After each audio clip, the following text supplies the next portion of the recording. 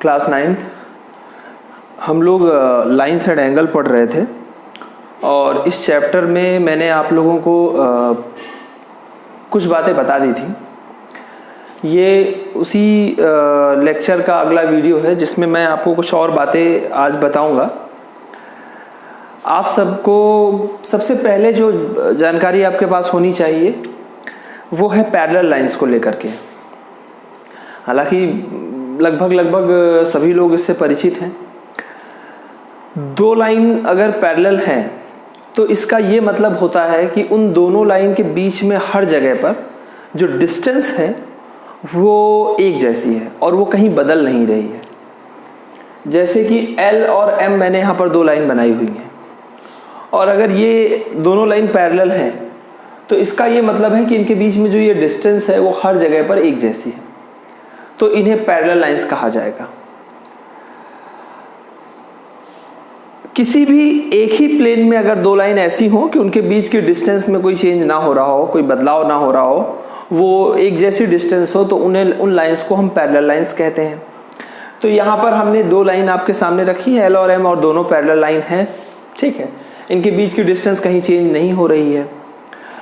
तो parallel lines, जब आप, इसमें कोई बहुत बड़ी बात नहीं है समझना, आप पहले से भी पैरेलल लाइंस के बारे में जानते हैं।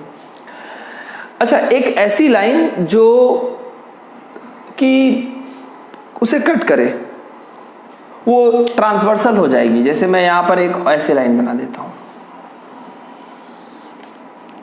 अब इस लाइन ने L और M दोनों लाइन को क्या किया हुआ है, इंटरसेक्ट किया हुआ है अलग अलग पॉइंट पर। हो सकता है कि यहाँ पर एक ये पॉइंट है, एक ये पॉइंट है। मैं इसका कुछ नाम भी रख सकता हूँ या नहीं भी रख सकता हूँ, इससे कोई फर्क नहीं पड़ता। मैं इसे लिख देता हूँ T। तो T जो है वो क्या हो गई, एक ट्रांसवर्सल लाइन हो गई। L M पैरेलल लाइंस हो गई और T क्या हो गई, ट्रांसवर्सल लाइन हो गई, जो उसे इंटरसेक्ट कर रही है अलग अलग पॉइंट पर दोनों को। तो ये ट्रांसवर्सल लाइन हो गई, ठीक है। अभी आप पैरेलल लाइंस और ट्रांसवर्सल तो समझते हैं। पैरेलल लाइंस जो होंगी वो आपस में उनकी जो डिस्टेंस होगी वो हमेशा एक बराबर रहेगी। जितनी भी लाइन पैरेलल होंगी सब, अगर दो लाइन पैरेलल है या तीनों लाइन आपस में पैरेलल हो तो तीनों के बीच की डिस्टेंस इक्वल होगी। दो लाइन पैरेलल हैं तो दो के बीच की डिस्टेंस हमेशा इक्वल होगी। और दूसरी बात ये कि वो एक ही प्लेन में होंगी, ठीक है ना। ये एक प्लेन है और इसमें ये दो लाइन है। ट्रांसवर्सल आप समझते हैं। अब यहां पर मैंने कुछ एंगल्स लिख रखे हैं, मतलब मैंने करस्पॉन्डिंग एंगल लिखा है, अल्टरनेट इंटीरियर लिखा है, अल्टरनेट एक्सटीरियर लिखा हुआ है और interior angles on the same side of transversal. तो इस पर भी हम बात करेंगे आपसे कि आखिरकार ये जो एंगल्स हमने लिखे हैं इनमें क्या क्या मतलब होता है। हालांकि हम लोग पहले से भी जानते हैं। देखिए, अगर मैं ये कहूं कि ये जो है वो एंगल 1 है, इसे मैं एंगल 2 मानूं, इसको मैं एंगल 3 लिखता हूं और इसको मैं लिखता हूं एंगल 4। इसी तरह मैं इसे एंगल 5 लिखता हूं, इसको मैं एंगल 6 लिखता हूं, इसको मैं एंगल 7 लिखता हूं और इसे मैं लिखता हूं एंगल 8, ठीक। तो आपको कुछ बातें हमेशा ध्यान रखनी चाहिए कि एंगल 1 जो है, एंगल 1 वो इक्वल है एंगल 5 के, ठीक है। एंगल 2 जो है वो इक्वल है एंगल 6 के। एंगल 3 जो है वो इक्वल है एंगल 7 के और एंगल 4 जो है वो एंगल 8 के साथ इक्वल है। और ये जो एंगल्स हैं इन्हीं को करस्पॉन्डिंग एंगल कहा जाता है। तो सबसे पहले मैंने आपको करस्पॉन्डिंग एंगल्स बताए कौन कौन से हैं। ये एक एक्सियोम है जो ये कहती है कि अगर जब दो लाइन पैरेलल होती हैं और उसको एक ट्रांसवर्सल लाइन कट करती है तो जो एंगल्स करस्पॉन्डिंग एंगल होते हैं वो आपस में इक्वल होते हैं। ये एक एक्सियोम है। तो यहाँ पर भी करस्पॉन्डिंग एंगल पर अगर हम बात करें तो मैंने आपको बता दिया कि एंगल 1 और एंगल 5 करस्पॉन्डिंग है, एंगल 2 और एंगल 6 करस्पॉन्डिंग है, एंगल 3 और एंगल 7 करस्पॉन्डिंग है, एंगल 4 एंगल 8 करस्पॉन्डिंग है और ये इक्वल है। तो इस तरह से करेस्पॉन्डिंग एंगल के बारे में हम समझ गए। अब दूसरी बात आती है अल्टरनेट एंगल की, और अल्टरनेट में भी अल्टरनेट दो तरह के हो सकते हैं, एक अल्टरनेट इंटीरियर हो सकते हैं और एक अल्टरनेट एक्सटीरियर हो सकते हैं। तो अब अल्टरनेट इंटीरियर पर चलते हैं। देखिए एंगल 3 जो है वो इक्वल है एंगल 5 के साथ, और एंगल 4 जो है वो इक्वल है एंगल 6 के। इन्हें कहा जाएगा अल्टरनेट इंटीरियर एंगल। जरा समझिए, 3, 5 इक्वल है, 4 और 6 इक्वल है। 3 किसके साथ इक्वल है? 5 के साथ, ये 4 किसके साथ? 6 के साथ। और इंटीरियर क्यों है ये? क्योंकि देखिए दोनों पैरेलल लाइन के अंदर है, ये दोनों पैरेलल लाइन है, उसके भीतर ये एंगल है। 3 5 के इक्वल है, 4 6 के इक्वल है। बात समझ रहे हैं? इसलिए इंटीरियर हो गए। अब ऐसी एक्सटीरियर की बात है, मतलब बाहर का एंगल होंगे। तो बाहर के एंगल होंगे तो कैसे होगा? 2 इक्वल होगा 8 के और 1 इक्वल होगा 7 के। एंगल 2 जो होगा या एंगल 1 जो होगा वो इक्वल होगा एंगल 7 के साथ, और एंगल 2 जो होगा वो इक्वल होगा एंगल 8 के साथ। तो एंगल 2 एंगल 8 इक्वल है, एंगल 1 एंगल 7 इक्वल है। ये अल्टरनेट एक्सटीरियर एंगल्स हो जाएंगे। एक्सटीरियर मतलब देखिए दो पैरेलल लाइन है, इसके बाहर के, तो बाहर के हैं तो एक्सटीरियर हो गए, भीतर के होते तो इंटीरियर हो जाते। इंटीरियर में क्या है? एंगल 3 एंगल 5 के साथ इक्वल है, एंगल 4 एंगल 6 इक्वल है। एक्सटीरियर में एंगल 1 एंगल 7 इक्वल है और एंगल 2 एंगल 8 के साथ इक्वल है। अब बात करना है आपको interior angles on the same side of transversal, ठीक है ना। थोड़ा सा इसको भी जानना जरूरी है कि एक ही साइड में ट्रांसवर्सल के इंटीरियर, जैसे बात समझिएगा, ये देखिए ट्रांसवर्सल है, इसके एक साइड में अगर देखा जाए तो 4 और 5 है, इधर साइड में 3 और 6 है। तो इसमें क्या होता है? इनमें भी क्या कोई रिलेशन होता है आपस में? इसको भी समझना जरूरी है कि क्या 4 और 5 में कोई रिलेशन है। ये तो चलिए समझ आ गया कि 1 5 के साथ इक्वल है, 2 6 के साथ, 3 7 के साथ, 4 8 के साथ, और ये करेस्पॉन्डिंग एंगल है।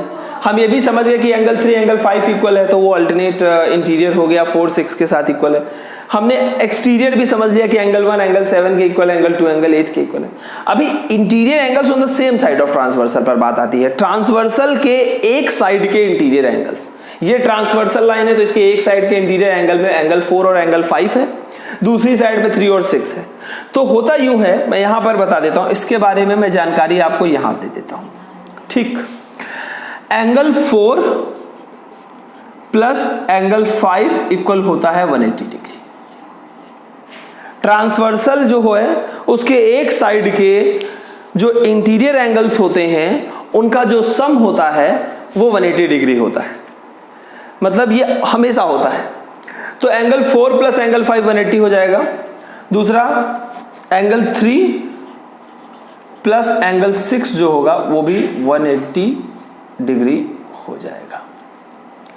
तो क्या होता है कि 4 और 5 जो एंगल आप देख रहे हैं जो कि ट्रांसवर्सल के एक ही साइड के एंगल हैं, उनका सम 180 डिग्री होगा, और इसी तरह से 3 और 6 जो एंगल है जो कि ट्रांसवर्सल के एक साइड के एंगल है, उनका सम भी 180 होगा। इन्हें आप को इंटीरियर एंगल्स भी कहते हैं। इन्हें क्या कहा जाता है? ये जो एंगल मैंने लिखे हैं ये क्या होते हैं? ये को इंटीरियर एंगल्स भी कहे जाते हैं। तो ये को इंटीरियर एंगल्स भी हैं, और इनके साथ मैंने आपको जो जो बातें बताई आप समझ गए होंगे। कुछ इतनी बातें ऐसे हैं जो मतलब आपको पहले तो इसमें जानकारी होनी चाहिए, और मुझे मतलब इस बात की उम्मीद है कि आप इतनी जानकारी है आप सबके पास। अब अगर इतनी जानकारी है तो मैं आपको एक बात और बता दूं, हालांकि यही एंगल जो एंगल 4 और एंगल 5 लिखा है, एंगल 3 और एंगल 6 लिखा हुआ है, इन्हीं को कई बार कॉन्जिक्यूटिव इंटीरियर एंगल्स भी कह दिया जाता है। मतलब मैंने आपसे कहा ना कि ये को इंटीरियर एंगल्स कहलाएंगे या कॉन्जिक्यूटिव इंटीरियर एंगल्स भी कहला सकते हैं। इसके अलावा इनको एलाइड एंगल्स भी कहते हैं, मतलब कई सारे नाम इनके हो सकते हैं। एंगल 4 और एंगल 5 मैंने आपसे बताया 180 डिग्री होगा, एंगल 3 एंगल 6 180 डिग्री होगा। ये कॉन्जिक्यूटिव एंगल्स भी हो सकते हैं, को इंटीरियर एंगल्स भी हो सकते हैं, और एलाइड एंगल्स भी हो सकते हैं। तो आप अपने हिसाब से इसको नाम याद रखें। को इंटीरियर एंगल्स भी आप याद रख सकते हैं, आप इसको एलाइड एंगल्स भी कह सकते हैं। किन्हें कह सकते हैं? 4 + 5 = 180 डिग्री। ये मैंने आपसे कहा ना, ट्रांसवर्सल के एक साइड के इंटीरियर एंगल्स जो होते हैं उनका सम जो होता है वो 180 डिग्री होता है।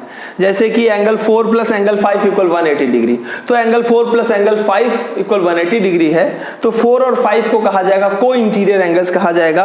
4 और 5 को जो है एलाइड एंगल्स भी कहा जा सकता है। 4 और 5 को कॉन्जिक्यूटिव इंटीरियर एंगल्स भी कहा जा सकता है। कॉन्जिक्यूटिव इंटीरियर एंगल्स भी कह सकते हैं, एलाइड एंगल्स भी कह सकते हैं, को इंटीरियर एंगल्स भी कह सकते हैं, और इसी तरह 3 और 6 के साथ भी है। तो ये बातें आपको पता होनी चाहिए थी।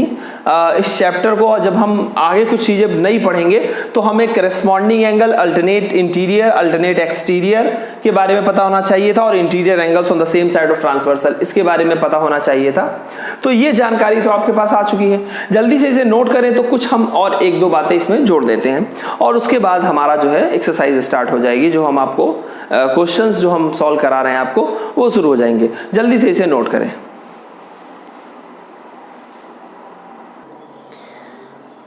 देखिए क्लास 9th, इसके बाद हम थोड़ा सा वर्टिकली अपोजिट एंगल्स को भी समझ लेते हैं। देखिए 2 लाइन अगर एक दूसरे को इंटरसेक्ट कर रही हूं, जैसे कि यहां पर हो रहा है L और M 2 लाइन है जो कि O पॉइंट पर एक दूसरे को इंटरसेक्ट करती हैं, तो उस कंडीशन में क्या होता है, जैसे यहां पर जो ये एंगल आप देख पा रहे हैं, अगर मैं इसको एंगल 1 लिखता हूं और इसको लिखता हूं एंगल 2, इसे एंगल 3 लिखता हूं और इसको एंगल 4 लिखता हूं, तो एंगल जो 1 होगा वो हमेशा ही एंगल 3 के इक्वल होगा, और एंगल 2 जो होगा वो हमेशा एंगल 4 के साथ इक्वल होगा। इन्हें कहा जाएगा क्या? Vertically opposite angle. क्या कहा जाएगा? Vertically opposite angles. तो इसको भी साथ में रखिए कि इसका भी यूज हो सकता है। अभी मैंने आपको करस्पॉन्डिंग एंगल के बारे में बताया, अल्टरनेट एंगल्स के बारे में बताया, इंटीरियर एक्सटीरियर। मैंने आपको कॉन्जिक्यूटिव इंटीरियर एंगल्स के बारे में बताया, या को इंटीरियर एंगल्स के बारे में बताया। ये आपको मैंने वर्टिकली अपोजिट एंगल्स के बारे में भी यहां पर समझा दिया। अगर इतनी बातें आपने ध्यान रखी हैं तो जो लाइन साइड एंगल के कुछ और क्वेश्चंस हैं जिन पर हम आपसे अब आगे डिस्कस करेंगे, वो क्वेश्चंस जो होंगे वो आपसे बहुत आसानी से क्या हो जाएंगे? सॉल्व हो जाएंगे। तो आप समझ रहे हैं ना? तो यहां तक अगर आपने सारी बातें नोट कर ली, उससे पहले जो चीजें मैंने बता दी थी, और अब वर्टिकली अपोजिट एंगल, इसे भी आप नोट कर लें, और फिर हम क्या करते हैं, एक्सरसाइज जो है उसे शुरू करते हैं। तो इसको भी जल्दी से नोट कर लें।